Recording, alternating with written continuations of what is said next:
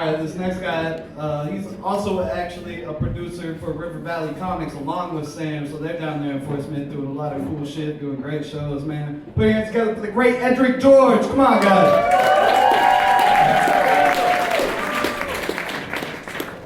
Hello, everybody. Good to be here doing comedy.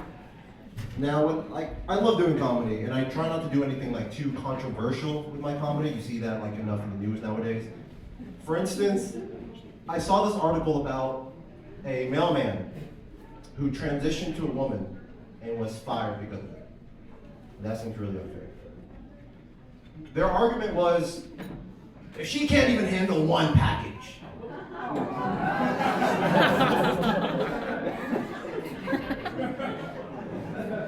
To be fair, it was junk mail, but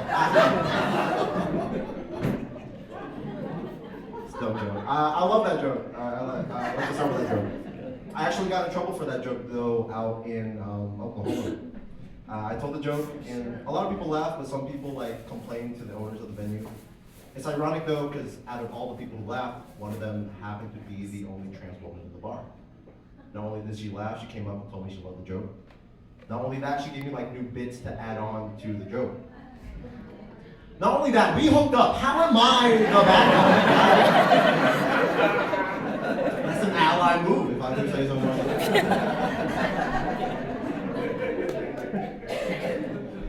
Oh, we're having fun.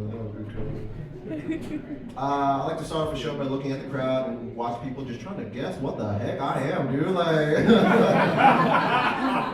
know, it's weird, right? I like to dive into my name first to kind of give people an idea. So my name is Edric George. Friends call me EJ. Now George is spelled like Jorge, but my mom pronounced it George to confuse immigration.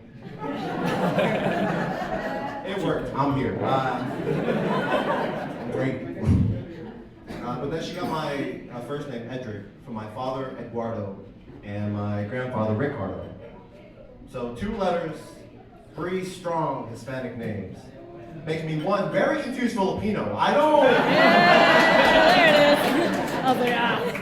know. Who am I? I don't even know. I don't know what kind of minority math my mom was doing, but it doesn't add up. Trying to be polite. But yeah, man, like I get it. I look pretty big. A lot of people mistake me for like an islander, which, the Philippines are an island, but like they classify as Asian, And it's funny because when you like look very islanderish, like Hawaiian or Samoan, and you're like, you ever go swimming in a creek? Anybody here? Yeah. And I love creeks. It's warming up. We're gonna get there, miss. But like, I don't know if you've ever been swimming at a creek before, but there's no lifeguard. Yeah, because the county doesn't care if you drown. They just care if you have a fishing license. Like, no one saves you in a creek. They're swimming with dead bodies in the creek. But like, when you're swimming in a place with no lifeguard, and you look like an islander, you're the lifeguard now, apparently. I don't know. People think we have this way with water because of like Aquaman and Moana. And like, there's a difference. Those dudes are like swimming through, like flowing through the water with the grace of gods. I'm a strong floater at best. Like, I can float in a direction that's 15 degrees from the original path and I'll get to the shore. I'll get there at some point. I am Asian though. And I don't know, with some self-awareness, I try to be aware of like the world around me as well, so I try to like dive into like pop culture news. I heard this one thing about like, Taylor Swift had a concert so big that she actually caused like a 2.3 earthquake on the Richter scale. Something like that. It was like a big, some of you were at that concert, oh wow.